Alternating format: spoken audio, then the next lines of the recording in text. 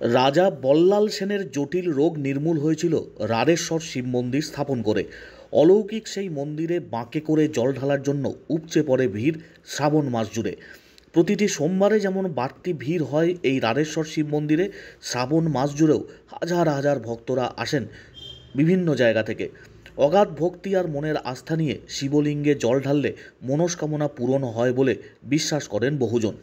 ইতিহাস সূত্রে জানা যায়, প্রায় ৮০০ বছর আগে গড় জঙ্গলে আধিপত্য বিস্তার করেছিলেন রাজা বল্লাল সেন। শ্রাবণ মাস জুড়ে ভক্তরা আসেন এই শিব মন্দিরে।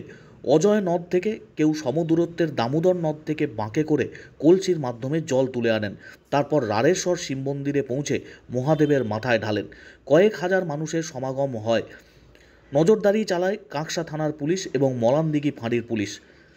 সকাল থেকেই দাঁড়িয়ে ভক্তরা রাড়েশ্বর শিব মন্দিরে শিবের মাথায় জল ঢালেন। মনস্কামনা পূরণের জন্য দেবাদিদেবের দরবারে হাজার হাজার মানুষজনের ভিড়। শ্রাবণ মাসের সোমবারে যেমন বাড়তি ভিড় হয়, তার পাশাপাশি শ্রাবণ মাস জুড়ে ভক্তরা আসেন। নিরাপত্তা ব্যবস্থা আঁটোসাঁটো করা হয় মন্দির চত্বরে। গর্ভগৃহের বাইরে একটি পাত্রে ঢালা হয় জল, আর সেই জল পাইপলাইনের মাধ্যমে পড়ে শিবের মাথায়। ভিড় এড়ানোর জন্য এই পদ্ধতিও অবলম্বন করেছে রাড়েশ্বর শিব মন্দির কর্তৃপক্ষ। উপচে পড়েছে ভিড় এই রাড়েশ্বর শিব মন্দিরে। শ্রাবণ মাস জুড়েই এই ভক্তদের ঢল চলবে, এমনটাই বলছেন মন্দির কমিটির সদস্যরা।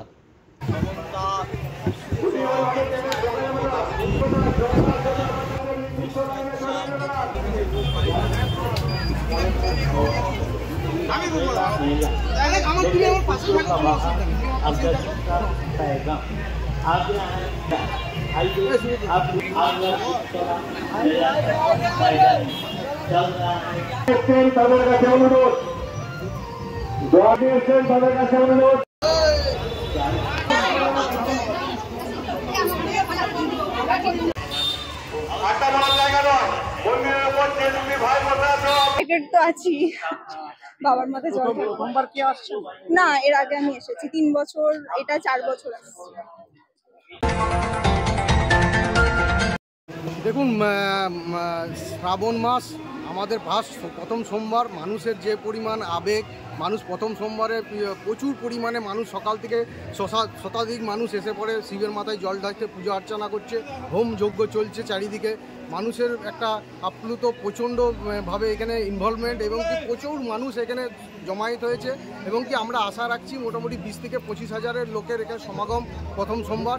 এটা পুরো শ্রাবণ মাস, সারা শ্রাবণ মাস এটা চলবে। হ্যাঁ, কি কি ব্যবস্থা করা হয়েছে এখানে? ব্যবস্থা যেমন প্রসাদের ব্যবস্থা করা হয়েছে, মানুষ সঠিক জলের ব্যবস্থা করা হয়েছে। প্রশাসন খুব সুন্দর সুষ্ঠুভাবে পরিচালনা করছে। আমাদের মন্দির কমিটি যারা আছেন, নারেশ্বর মন্দির কমিটির ভলেন্টিয়াররা, তারা সুষ্ঠুভাবে পরিচালনা করছে, এবং কি খুব শান্তি শৃঙ্খলাভাবেই পুজোটা সম্পন্ন।